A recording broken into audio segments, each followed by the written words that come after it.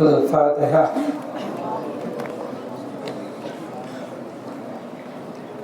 Iya kan.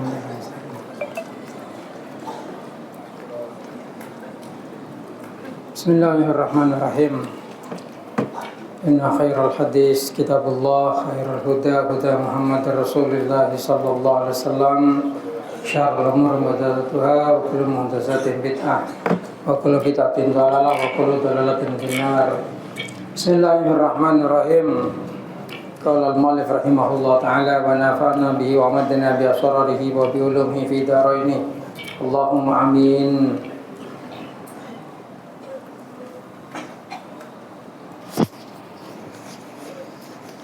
Bismillahirrahmanirrahim.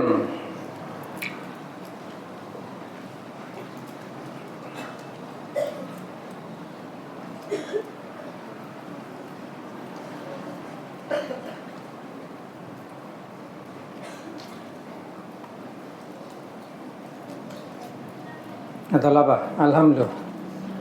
Mari mana ya alhamdulillah. Al-Qadir. An-Nadir. Kilo.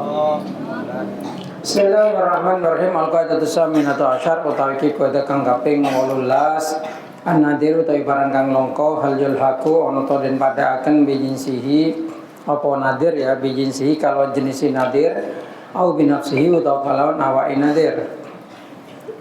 Hilafun iku hilaf wa tarjih utawi kang unggul iku mutalafun dihilafaken ing dalam tarjih. Al-furu utawi kecabang minha iku saking furu. Masa gepok tapi demek sapa man adzakara ing dzakar al-mubanah kang terpisah. Iku tetap yang dalam maksud dzakar wajhani te wajah loro asahuma utawi lo saya wajhani ana satune man iku yang kudu batal wudu'i dan nahu karena satune dzakaril muban iku yusama den arani apa dzakaril muban dzakaran ing dzakar minha ku saking goro lamsul adwi utawi nyentuh anggota al mubani kang terpisah minal mar'ati saking wong wadon iku tetep ing dalem lamsun wajhani utawi wajah loro asahuma utawi la sahi wajani ku ada munaddi ora anane batal dan nahu karo satuhune adun iku la sama ora den arani apa adun al imratan ing wong wadon wa naqdu lan utawi batal iku manutun den gantungaken bilam sil mar'ati kalawan nyentuh wong wadon minha ku setengah saking furu anadru utawi ningali ilal adwi marang anggota al mubani kang putus kang terpisah minal ajnabiyati saking wong wadon ajnabi iku tetep ing dalem nadrun wajhani ta wajah loro asahuhuma lan kang utawi lu iso wajhani ku tahrimu haram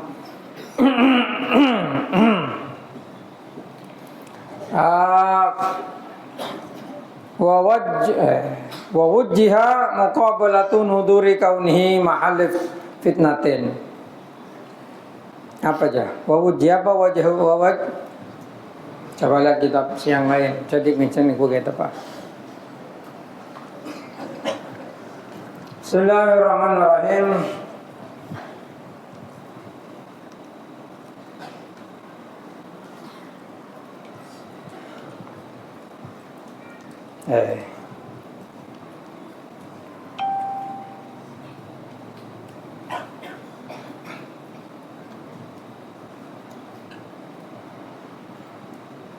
Iya, ada naskahnya sudah dirubah ini kemarin. Bismillahirrahmanirrahim. Wa wajhu muqabilihi iku nuduru kaunihi mahallul fitnah. Iya. Bismillahirrahmanirrahim. Wa wajhu muqabilihi nuduru kaunihi mahalla fitnatin. Iya. Wa wajhu muqabilihi utawi arah-arah arah-arah perbandingane kaulul asoh. Nah iya iku wajhani wajah loro asahuma at-tahrim. Wa wajhu muqabilihi utawi arah-arahe perbandingane kaul asoh iku nuduru kaunihi. Kenapa kok bisa ke situ gitu?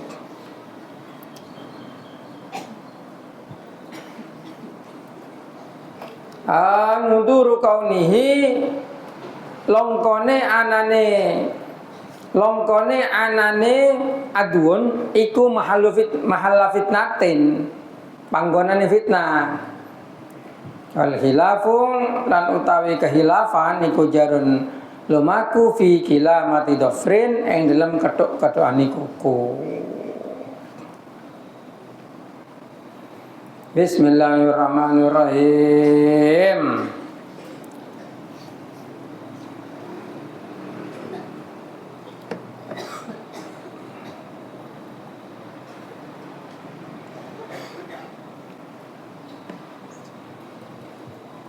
Jadi lok pate salpak ngadaya.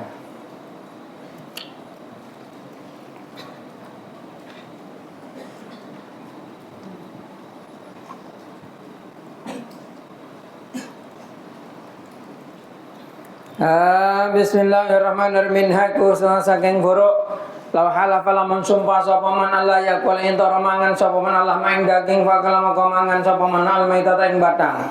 Fa fi maka tetep ing dalem hukum wajhani wajah loro asahuma kang utawi lesa se wajhani indan Nawawi mongko pendapat Imam Nawawi kuadamul hansi aura'anani tusok.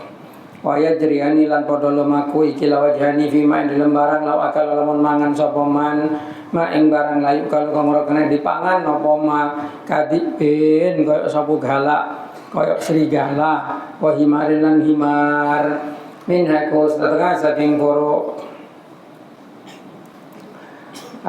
juryanur riba utawi lumakuni riba al fulusa ing duwe kertas ida rojat tatkala ini payu apa fulus rawajan nukut kaya payune mas loko wajani iku wajah loro asahuma kang utawi suwe-suwe wajani kula urok min haiko saking goro yajzi'u nyukupi opal hajar watu fil madi ing dalam sesuci madi wal wadi lan wadi alal asa mongko kaul kang aso.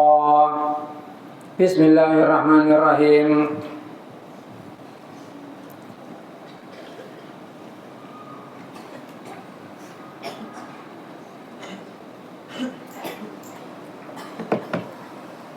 Bismillahirrahmanirrahim.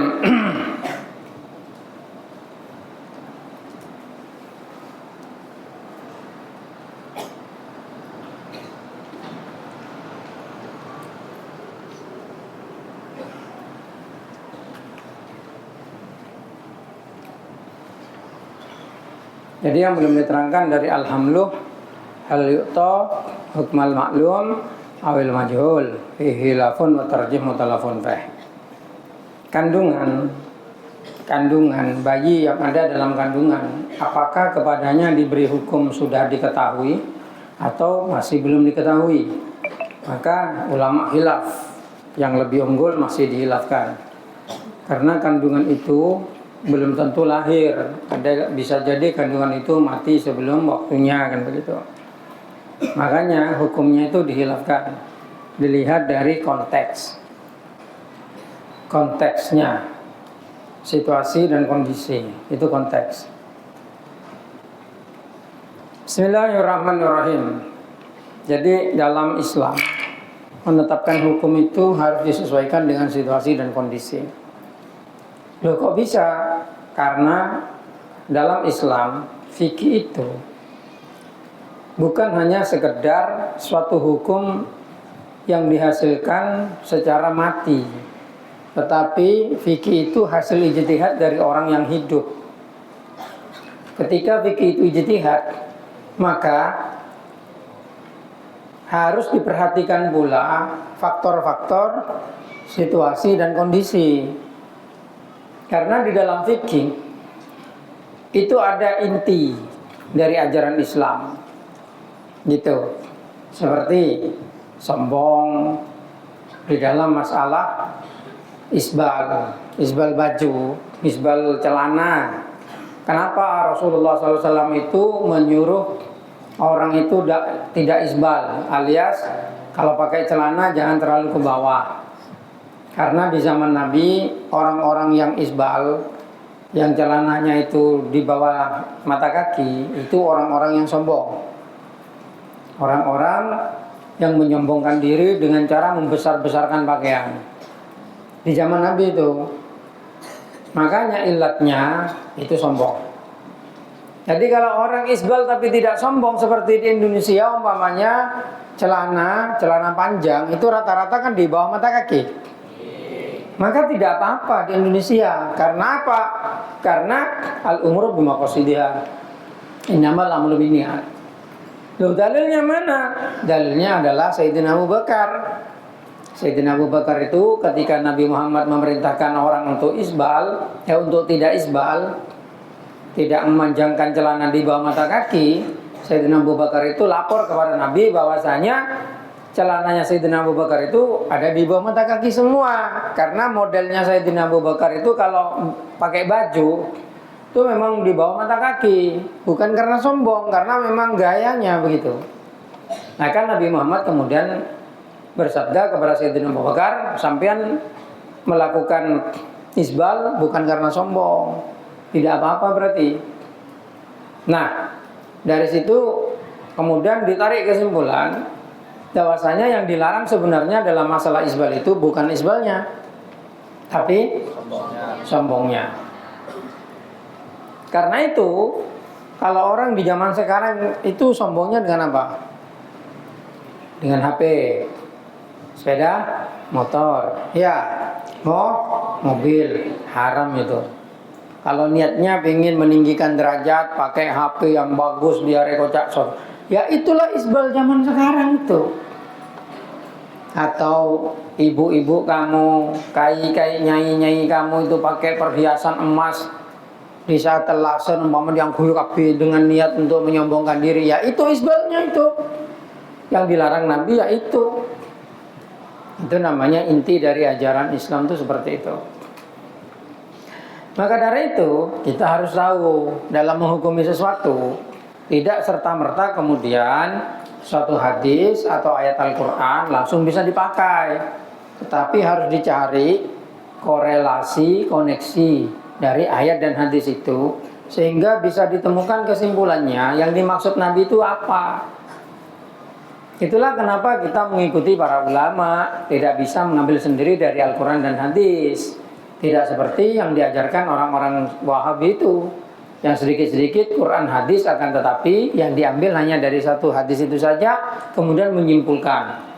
Akhirnya yang terjadi kontra dengan hadis lain, bertentangan dengan hadis lain.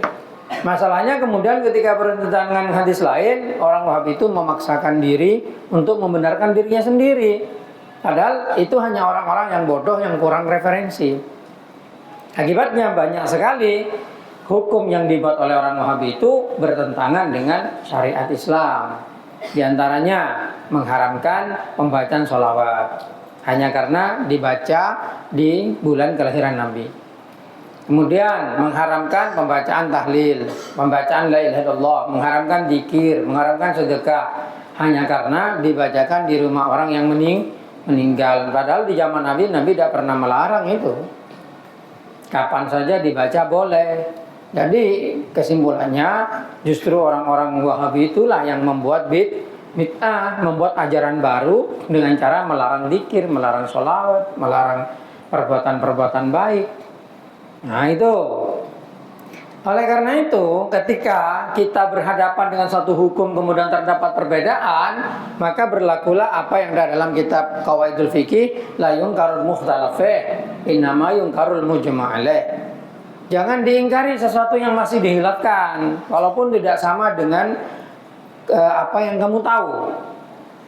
Karena ketika ada kehilafan itu berarti orang lain itu punya pendapat, yang pendapat itu punya pedoman. Kamu boleh memilih akan mengambil mana yang lebih benar menurut kamu. Akan tetapi hasil akhir dipertanggungjawabkan di hadapan Allah ketika diputuskan. Begitu.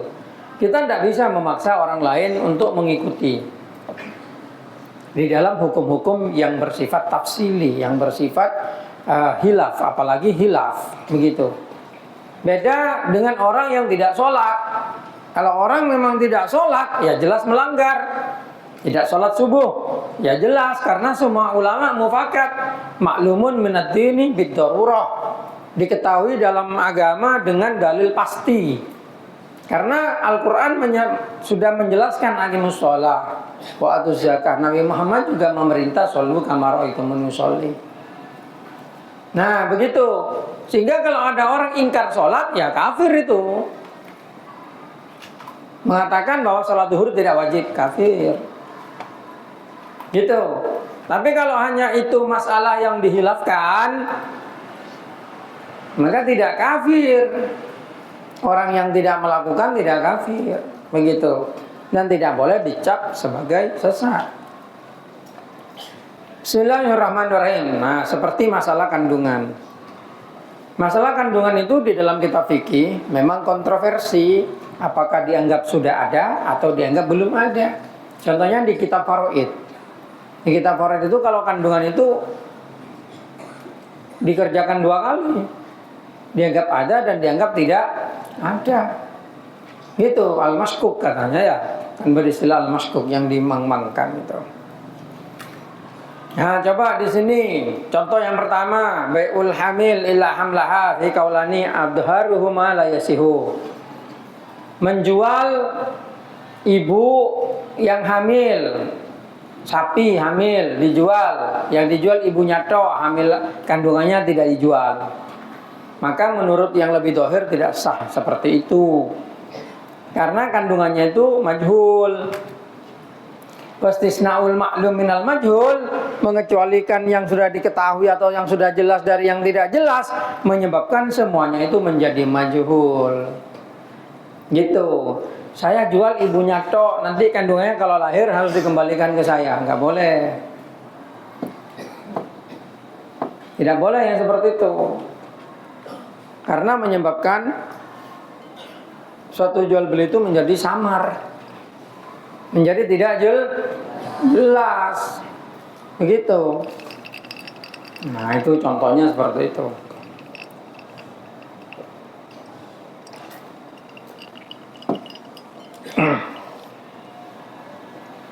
Dan contoh yang kedua, saya jual kepadamu budak perempuan ini atau hewan ini beserta kandungannya.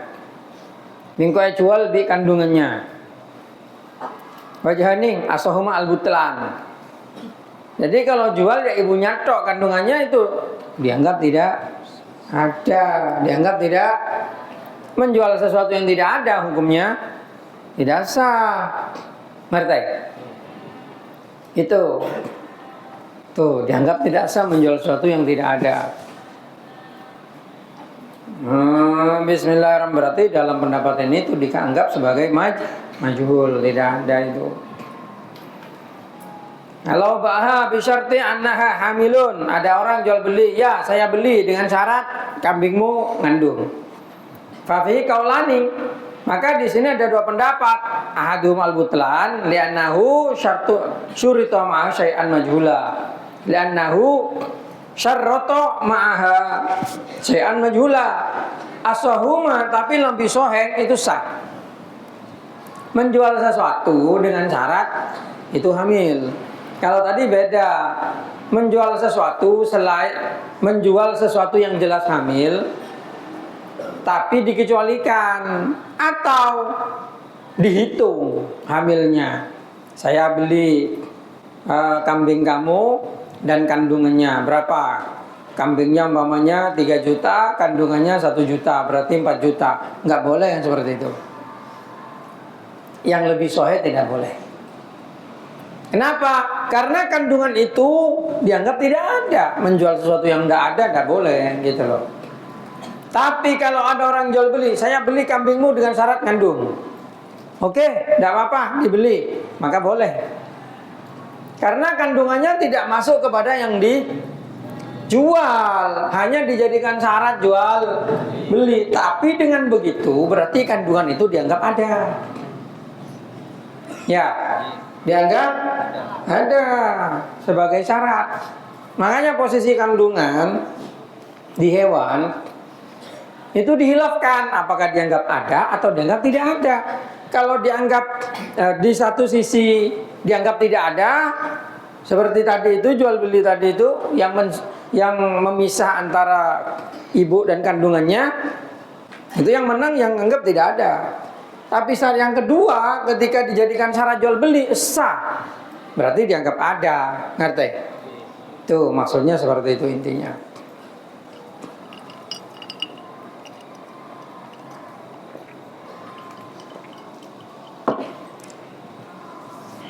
Bismillahirrahmanirrahim. Bahkan dalam masalah budak, kalau ada budak itu ngandung, budak mengandung anaknya orang kafir, lalu bapaknya yang kafir masuk Islam, maka kandungannya itu disuruh merdekakan ini, termasuk ibunya, karena kandungannya dianggap Islam, berarti kandungannya dianggap ada. Itu al-ijaratu lil hamli, nyewa kandungan, menyewakan kandungan. Wal adhar qala al-iraqi al-jawaz. Tapi ini menyewakan kandungan ini. Jadi konsepnya menyewakan kandungan. Loh, kalau menyewakan kandungan itu boleh, berarti dianggap ada. Karena dianggap itu nyewa kamar gitu maksudnya. Berarti dianggap ada kandungan itu. Ausa bil hamli fayasihani, memberikan wasiat kepada orang yang masih dalam kandungan, atau memberikan wakaf kepada orang yang masih dalam kandungan, itu boleh. Berarti itu dianggap ada kandungan. Jadi di satu sisi dianggap ada, di sisi lain dianggap tidak ada. Itu termasuk barang yang dihilafkan. Jadi kalau ada kehilafan dalam masalah seperti itu, ya jangan dibesar-besarkan lah. Karena memang ulama di zaman dulu ya hilaf. Tapi bukan berarti kemudian kalau ada kehilafan itu kita tidak mengikuti salah satu. Malah justru kita harus ikut kepada salah satu. Gitu. Ikut kepada salah satu.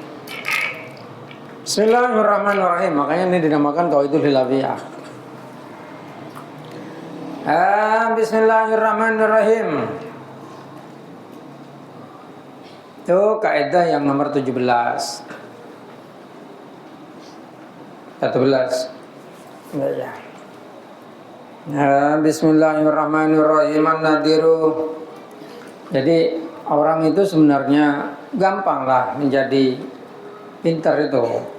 Cuman tidak semua orang itu istiqomah. Karena mayuridillahu bi khaira yafaqihu biddin. Barang siapa yang dengan Allah Ta'ala dikehendaki baik, dia akan diberi faqih, paham dalam masalah agama. Gitu. Makanya ketika kita belajar agama ya, terutama nahwu ya, itu nahwu itu adalah miftahul fikih. Kalau menurut saya kuncinya fikih. Karena nahwu itu bukan hanya ilmu i'rab, mengetahui perubahan di akhir kalimat karena perbedaan amil yang masuk.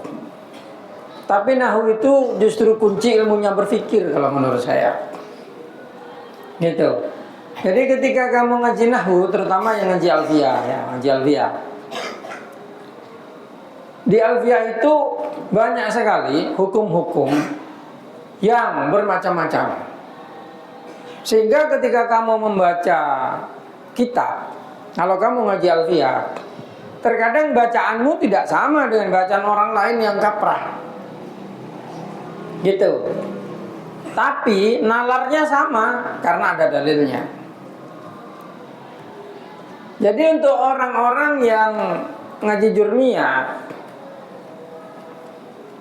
mungkin bacaan ra'aitu Zaidun qaimun itu aneh. Ra'aitu Zaidun qaimun. Itu aneh. Gitu. Tapi untuk orang ngaji alfiyah, ra'aitu Zaidun qaimun itu kaprah biasa itu. Sore itu, sore. Ya kan? Sore. Loh, kok bisa Zaidun qaimun itu seharusnya kan ra'aitu Zaidan kan itu? Ya kan? Nah ya iya kalau itu bentuknya jumlah. Tapi kalau itu tarkib masjid, ada orang namanya Zaidun qaimun. Coba lihat itu kan disuruh jadikan hikayat. Ningali ingsun Zaidun qaimun kepada Zaidun qaimun. Kalau kamu rubah ra'aitu Zaidan qaiman, itu bukan namanya itu. Ya. Masa kamu akan mengatakan marortu atau sumtuh bisuribi? Masa begitu? Mau namanya Surabaya, sumtu saya puasa di Surabaya. Lah, kan target masjid.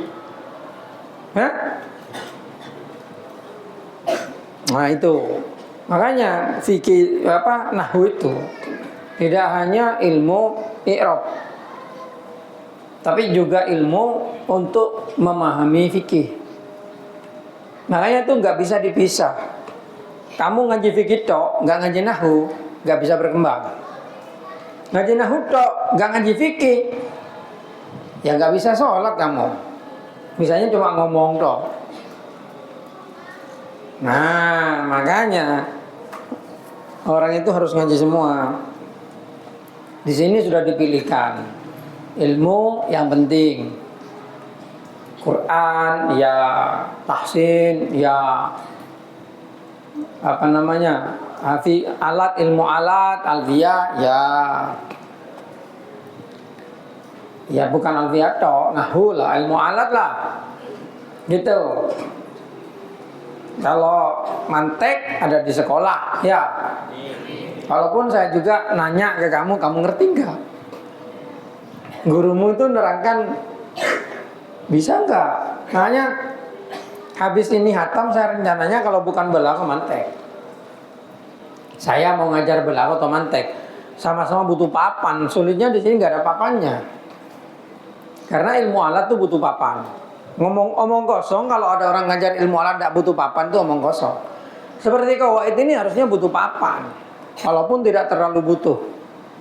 Tapi kalau nahwu, balaghah, mantek itu butuh papan. Sama kayak falak butuh papan. Kalau bisa paham falak gak butuh papan, ya omong kosong. Rencananya falak itu akan dirubah kalau di sini. Saya rencananya mau merubah ilmu falak itu pakai kitab lain. Tapi gurunya siap nggak gitu. Kenapa?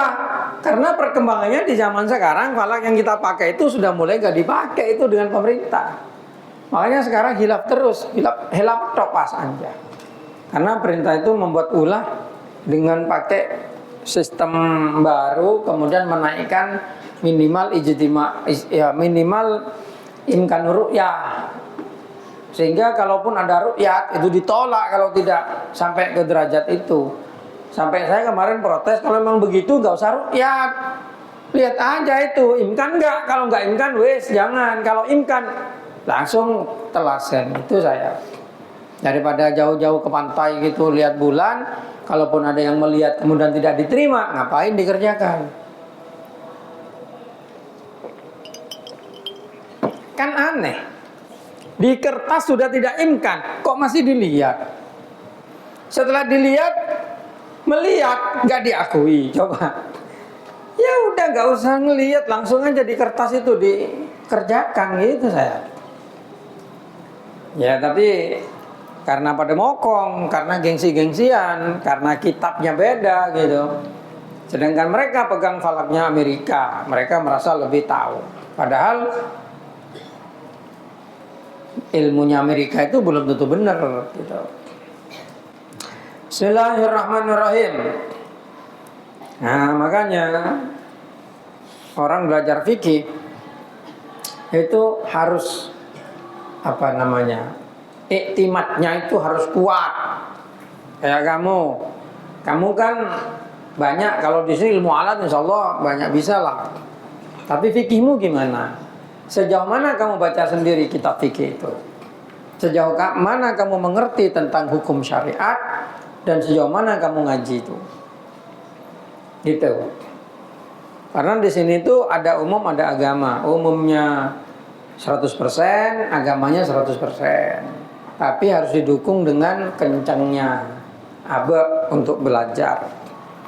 Gitu. Apalagi masih ilmu-ilmu yang lain seperti ilmu toreko, ilmu hikmah, ilmu bela diri, ilmu kanuragan gitu. Banyak. Ya, bismillahirrahmanirrahim.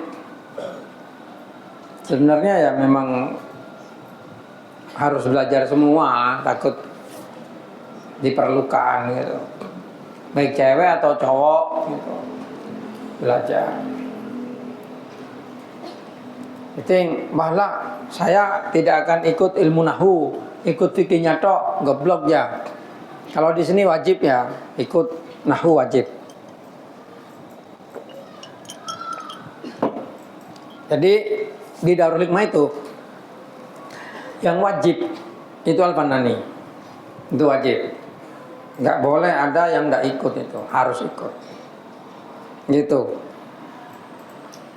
Al-Fanani. Kemudian ngaji bareng kayak ini loh. Sore, pagi wajib tuh ikut semua. Baik itu kelas bawah, ula, usto, ali, atau perguruan tinggi harus ikut. Jangan kemudian karena kamu sarjana atau kamu sudah skripsi, sudah apa, sudah hampir wisuda, lalu udah ikut ngaji. Jangan sampai. Jangan sampai su'ul khotimah. Saya katakan tuh, terutama kan anak yang hampir boyong, hampir lulus, wisuda umpamanya, kemudian kamu dengan entengnya, wah saya udah usah ngaji. Jangan sampai su'ul khotimah. Karena aturan pondok semuanya itu wajib ikut. Walaupun kamu alim, tetap ikutlah. Alimmu sampai di mana? Kok merasa nggak butuh ngaji sama guru itu? Kalau kamu punya perasaan seperti itu, saya jamin ilmumu tidak akan manfaat. Kenapa? Karena yang kau butuhkan itu bukan pinter, Cok. Yang kau butuhkan itu manfaatnya ilmu. Walaupun kamu pinter, kalau ilmumu tidak manfaat, pakun heda makai alim nguan jongwan pipik heda. Kenapa? Karena ilmumu tidak akan bisa mengangkat derajatmu. Tidak seperti di Al-Quran, yarfa'illahu alladhina amanu minkum walladhina utul ilma darajat. Al-ilma di situ ilmu agama yang bermanfaat. Bukan hanya kamu tahu teori dan logika itu. Loh, kalau kita bicara tentang ilmu, Google lebih alim dari kamu. Apalagi sekarang ada ChatGPT itu. Yang kadang kamu tanya ke ChatGPT begitu-begitu, walaupun jawabannya belum tentu benar, itu lebih pintar dari kamu. Tapi, bisakah dia dijadikan guru? Tidak bisa. Kenapa? Karena dia itu hanya AI. Artificial intelligence, kecerdasan buatan, bukan kecerdasan yang sudah melalui ujian diri dan hawa nafsu. Enggak. Itu hanya kecerdasan buatan, robot itu. Dia mungkin bisa menunjukkan beberapa artikel, tapi artikelnya belum tentu benar. Apalagi kalau ngomong soal ketuhanan. Apa? Robot kok ditanya Tuhan? Karena apa? Karena ada banyak hal yang tidak bisa diketahui kecuali dengan melalui sense, rasa. Makanya barokah itu ada di rasa. Kamu mungkin nggak bisa merasakan keberadaannya barokah itu, nggak tahu kamu. Sama seperti kamu tidak bisa melihat kentut. Ada yang pernah melihat warnanya kentut? Nah, Nabi ini terutama sampo atau kentoi kamar aja. Ya. Kan nggak bisa dilihat kentut itu. Tapi ada nggak kentut? Karena kamu bisa merasakan melalui indera yang lain, indera penciuman. Sekarang masalah barokah itu nggak bisa ditangkap panca indera, indera yang 5 nggak bisa. Tapi six sense bisa, indera ke-6 dan indera ke-7. Seven sense. Seven ada TH-nya di belakang kalau menunjukkan kepada urutan. Jadi kalau dalam bahasa Inggris itu kalau satu one, 2, 2, 3, 4, 5 dan lain sebagainya. Tapi kalau menunjukkan urutan first, second, third, ya. Kalau dalam bahasa Arab bentuknya isim fa'ilun. Wahidun pertama ke 1. Kalau ahadun 1. Isnaini 2. Salah satu 3. Tapi kalau ke 1 itu wahid. Kalau kedua asani, pokoknya bentuknya fa'ilun. Ketiga salisun. Keempat rabi'un, itu. Ngerti? Kelima khamisun, itu menunjukkan urutan. Gitu. Makanya panca indera, kalau indera yang ke-7, ke-6, ke-7 itu baru bisa merasakan kepada barokah.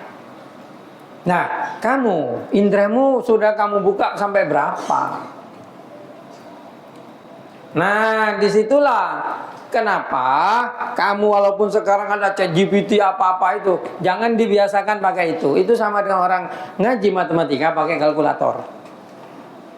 Kalau kamu belum alim, belum pinter, jangan pakai ChatGPT itu. Gitu. Makanya setiap guru sosa sabrin soal, takut jawab ChatGPT. Terutama mahasiswa yang suka nyuruh buat artikel tuh.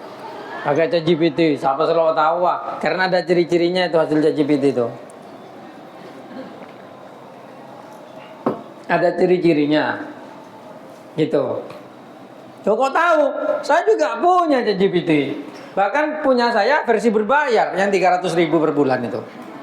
Apalagi punya kamu versi gratisan, orang londi benda aja. Nah, jangan dibiasakan tuh pakai itu. Kenapa? Nanti kamu tanya, bagaimana hukumnya orang begini makan itu? Lagi tengok, saya lihat ini ChatGPT tonton nyelatu aja jawab kalaban pendapat selok biasa. Ada yang ngakui pendapat imam siapa? Ngaji ke siapa? Coba teman ngaji. Gitu. Nah, makanya orang itu jangan mengandalkan alat seperti itu. Andalkan dirimu sendiri, alimkan dirimu sendiri. Jangan kemudian mengandalkan ChatGPT apa itu. Nggak berjajah. Coba suruh nyebarin kalimat kan, toh nyelat tomak nyebar. ChatGPT apa? Iya lagar lo bisa menjaga tak coba. ChatGPT itu. Iya. Sebi gurun suruh nerjemah. Langsung terjemah ke ChatGPT. Iya memang bahasa Inggris. Bahasa Arab saya terjemah ke ChatGPT banyak geler. Tapi ke depan saya pengen anak-anak itu menulis. Ngaji Alfiyah abadnya ditulis, kemudian terjemahnya ditulis pegun kayak di kitabnya itu. Ditulis. Anak-anak sini itu kurang nulis kalau sekarang. Makanya lodik pinter karena tulisnya kurang. Padahal nulis itu membuat kamu mengerti dan membedakan mana kalimat yang mana yang bermakna ini dan mana yang bermakna ini. Kalau hanya mendengar atau melihat itu kurang bagus, harus ditulis. Dah ya, jadi kau tulis ya. Bismillahirrahmanirrahim.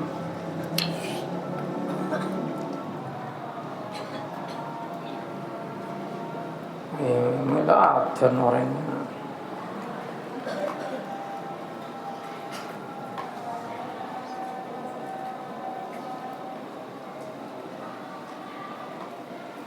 Adzan dulu.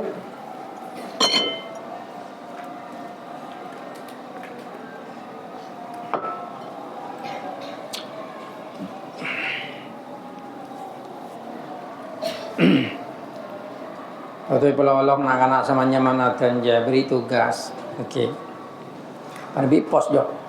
Itu adzan zuhur dia asar ya mau lo adzan paling kopeng lo kata.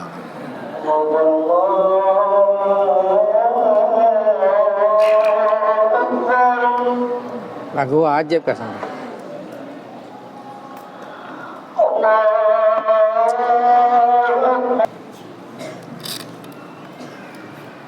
Bismillahirrahmanirrahim.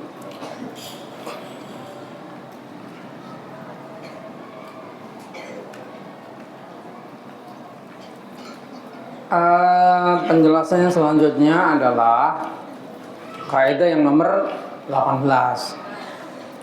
An-nadir, sesuatu yang jarang. Hal yulhaqu bi jinsihi, apakah disamakan dengan jenisnya, au bi nafsihi, atau dengan dirinya sendiri. Hilafun, sesuatu yang jarang maksudnya itu tidak wajar gitu. Apakah disamakan dengan jenisnya atau dengan dirinya, atau dia punya kategori sendiri. Maka ulama hilaf, sedangkan yang diunggulkan masih dihilafkan. Contohnya gitu, berpeler pege. Sing contoh, aja kan contoh nggih peler pege. Ya lo tahu polan apa polan kecelakaan, atau krema oceng, atau tekos, apa kok?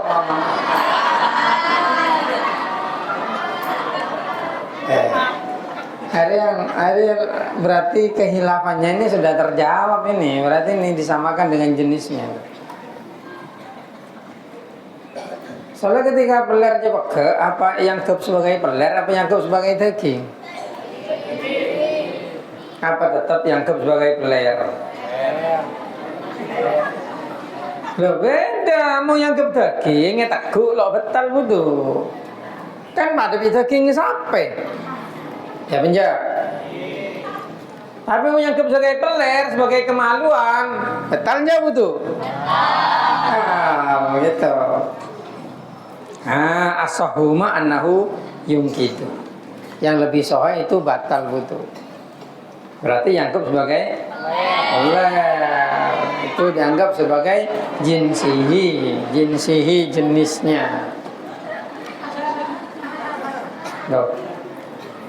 Kan nabi ini cek ledur mengucap benar. Cek ledur. Ya. Kalau dulu ke peler,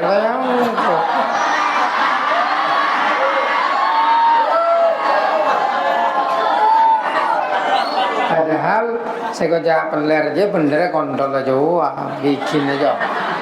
Mau selanjang juga palak nyaman. Ya, mongkuan. Jadi bener konteksnya dekarnya palak bener peler bener ya. Ya, Pak Patel gedung calok, malah peler gedung telok. Loh, makanya ajuang malelo keler kita pelernya bikin mau senormal dua. Beda seorang.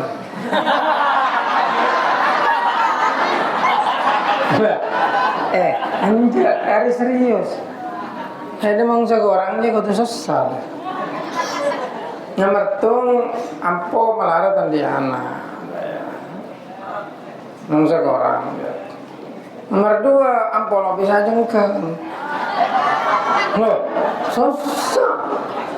Dik, kena dengan dia.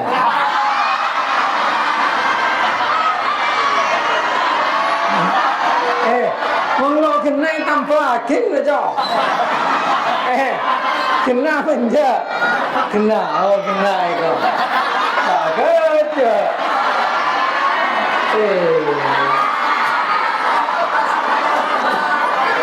Dingin berah kena. Oh kena. Alhamdulillah.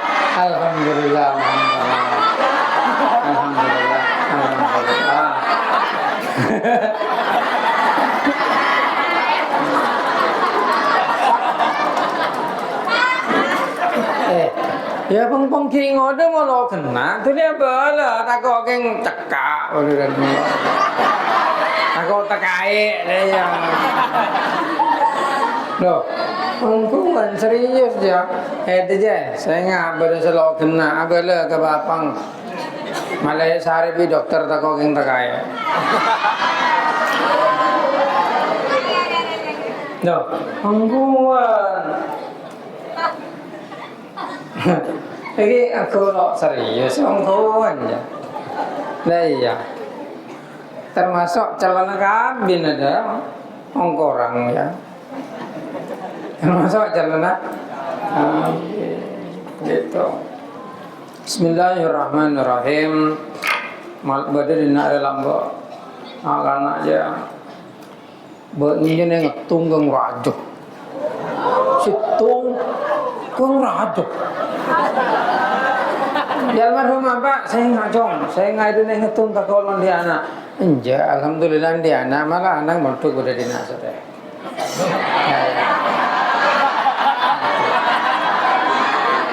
Yo, serius ja. Lah iya, ala anak montuk udah dinas.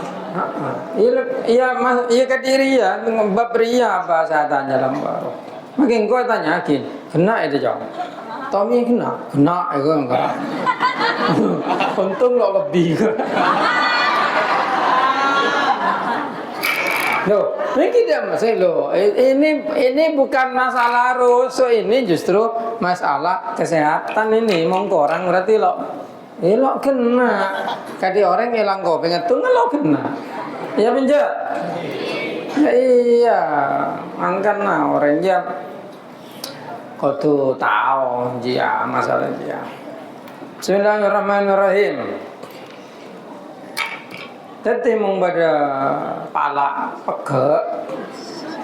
Selama ki arba pala aja mengetaku betal wudu menurut kaul lebih sahih. Nah ya, imong lah egilis awak arba daging lah, jadi bergedel juesan lah. Sebenarnya pala ya.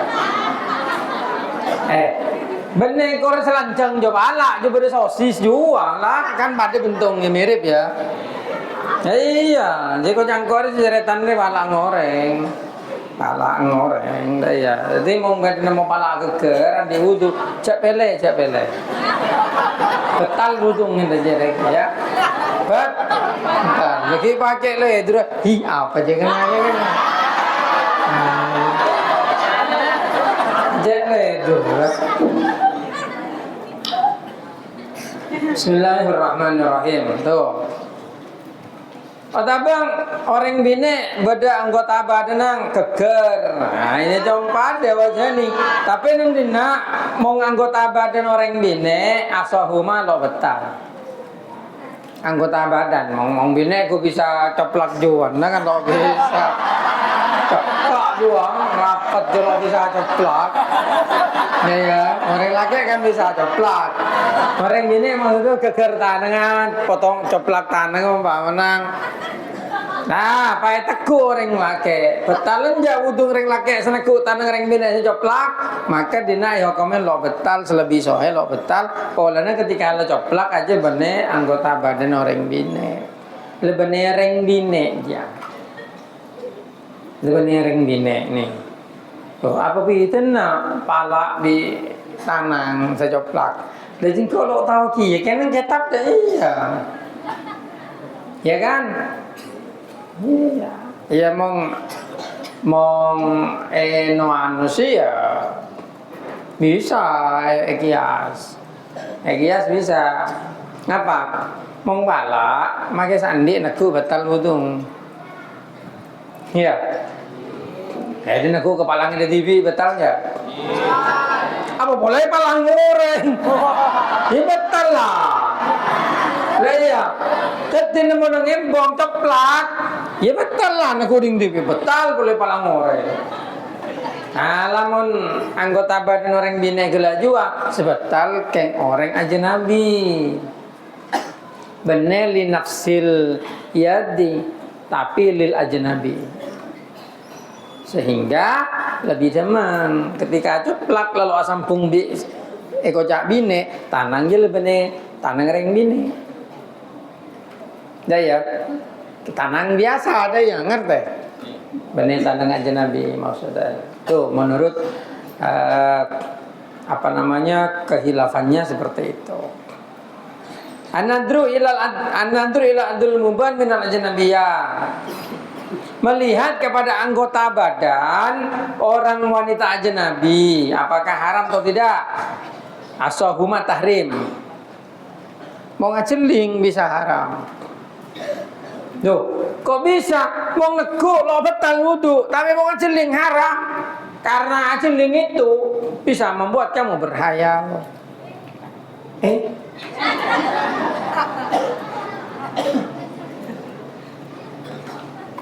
Loh, ya memang begitu. Mbak mana ada pak? Nemu sosok coplok. Loh, candi. Ada contoh wala ruwet deh. Nemu sosok coplak. Beda celing kan membuat berhayal. Aduh, cek rajin sok.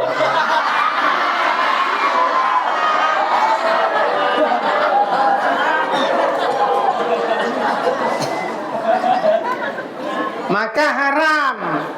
Tuh, haram karena membuat berhayal. Itu yang membuatnya haram gitu.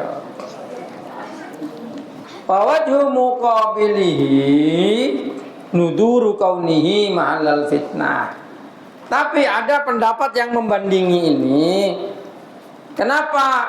Karena anggota badan yang terputus itu tidak menjadi tempat fitnah.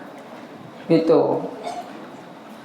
Wal hilaf jarun fi kilamati dhafar. Yang hilaf itu justru di ketuanya kuku, di potongannya kuku itu. Masa tok-tok kokon anak-anak bini haram celing. Di situ hilaf. Ku bisa tahu aja tok-tok kokon ngoreng bini. Begitu aja anggota badan, mau selok khusus, mau sosok gila khusus. Karena laki lo kira sosok, makai sosok lo raja. Lah, kebenaran mungkin tanang pada tanang, mungkin berarti karena laki tanangnya ganteng gak di tanang karena bini kan bisa. Sehingga ketika anggota badan terputus, dilihat kalau tahu itu kepunyaan wanita sekiranya membuat fitnah haram. Tapi kalau enggak, ya enggak gitu loh.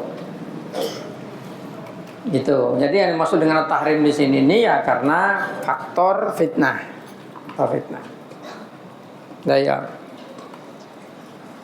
Ada orang sumpah tidak akan makan daging, lalu makan bangkai. Katanya Imam Nawawi tidak dosa, dagingnya yang tidak dosa. Al-damul hinsi itu tidak melanggar sumpah, tapi tetap dosa. Dosanya karena makan bangkai. Nang budi jaga jati bisa pokok cangleng melengking kerak peler.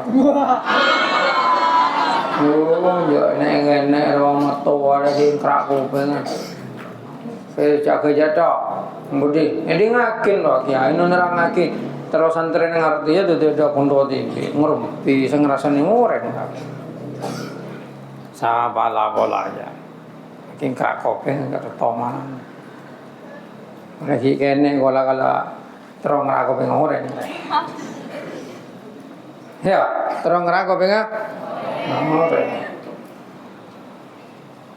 Terus tawa, nyamanan kamu kopi ngoreng, kopi ngesapeng, kopi rojak no. Bismillahirrahmanirrahim. Daja, sakan tibe, kira ko pengen ke cengor aja. Kalau abi terus cengor kopi ngoreng. Lah, rawat ya. Aku ndo tibe nak gener. Tek gigin ki rogang dong. Ada macam tek gigin bogang nggak kira-kira.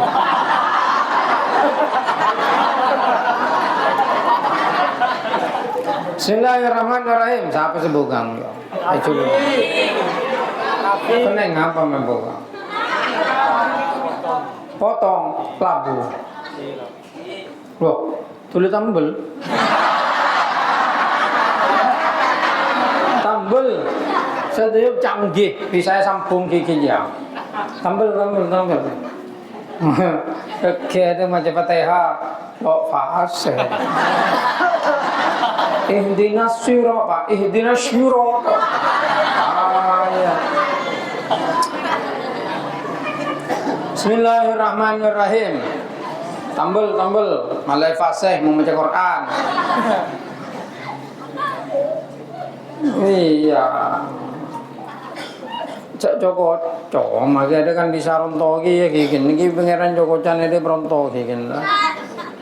Cak Joko Chan nesar. Boleh tambel ya. Enggak dokter selarang juga bisa lo ketela saya tambelan kena gini je.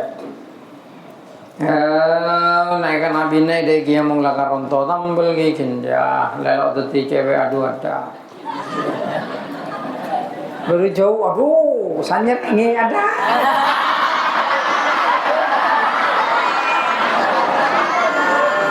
Cewek aduh aja.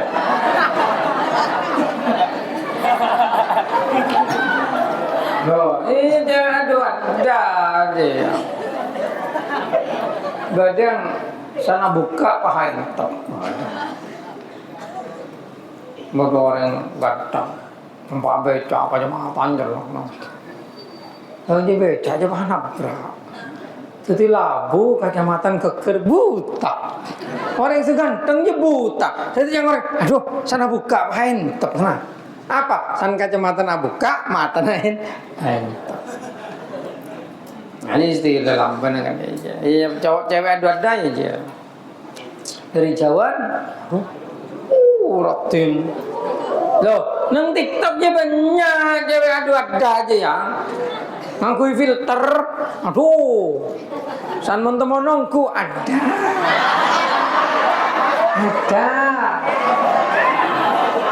Berat, apa cerebang?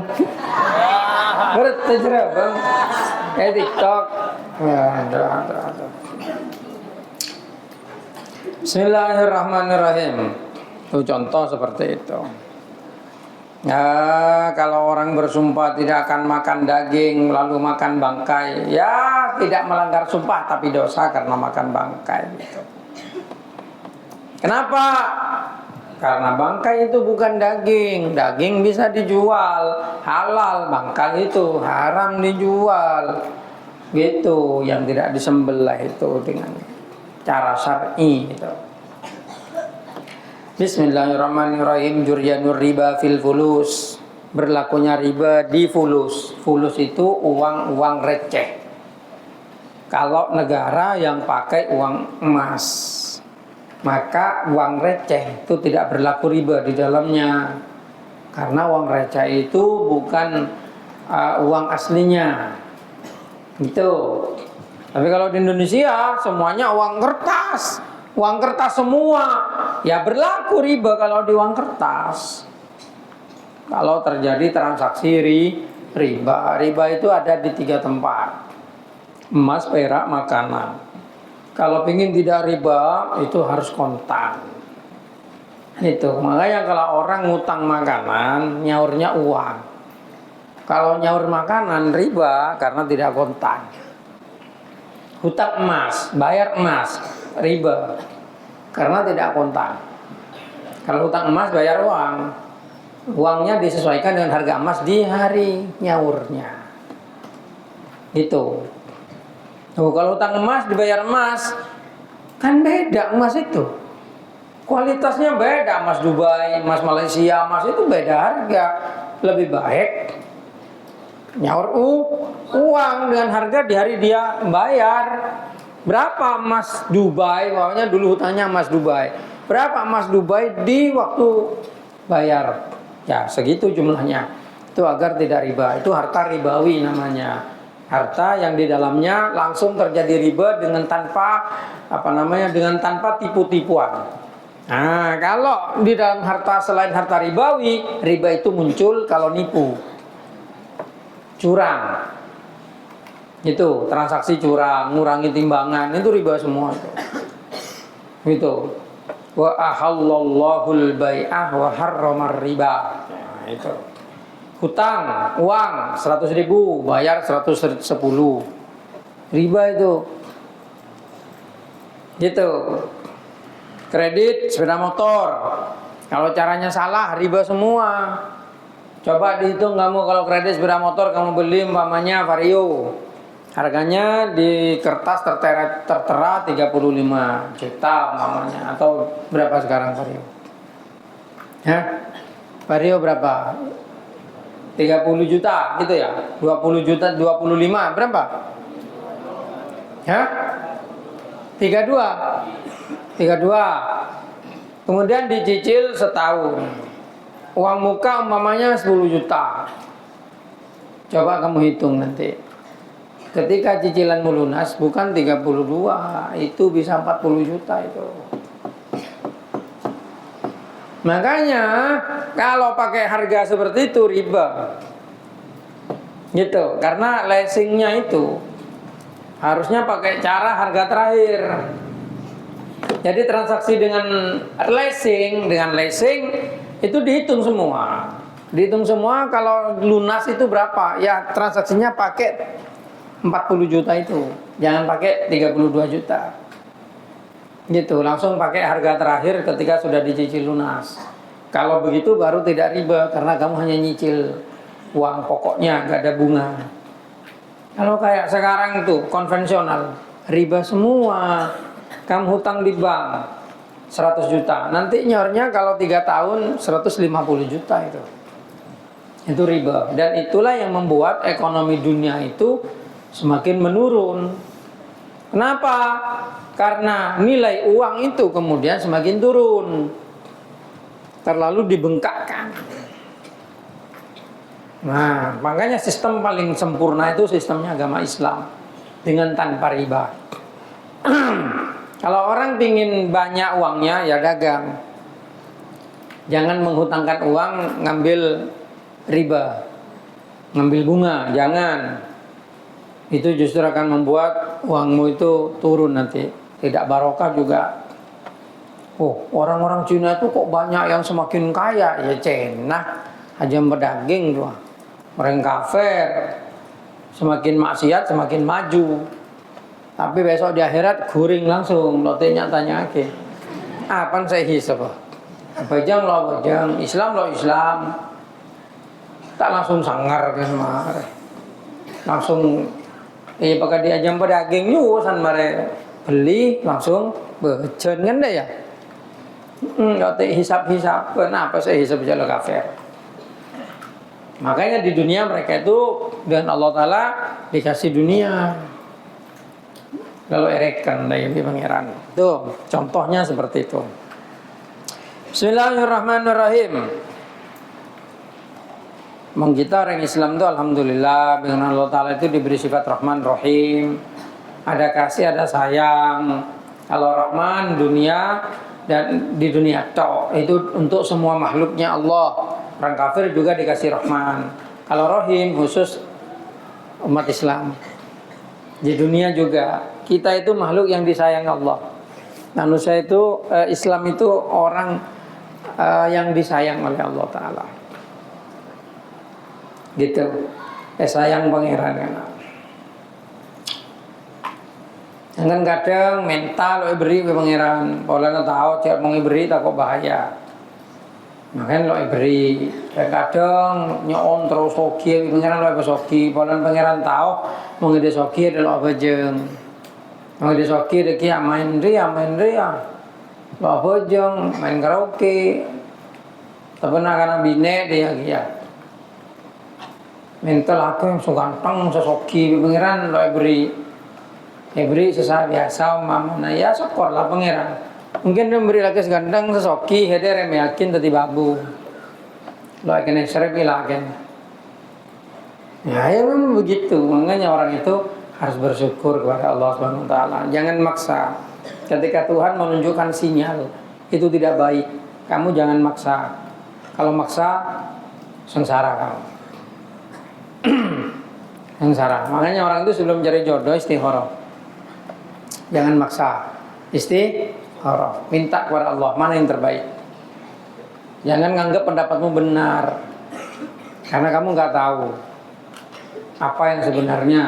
Kamu itu hanya tahu apa yang Allah kasih tahu. Gitu. Makanya ketika orang-orang ahli hikmah atau orang-orang ahli marifat mengalami sesuatu yang tidak enak seperti kehilangan atau seperti kecelakaan, seperti apalah, mereka malah membaca alhamdulillah. Tidak membaca jancuk, tidak membaca itu. Ya, emang orang yang tak ada langsung apa esan, saya tetap berak nama jundor, jancuk lah. Orang tetap berak langsung jancuk. Apa esan ke siapa? Pesan ke pangeran aja. Gitu.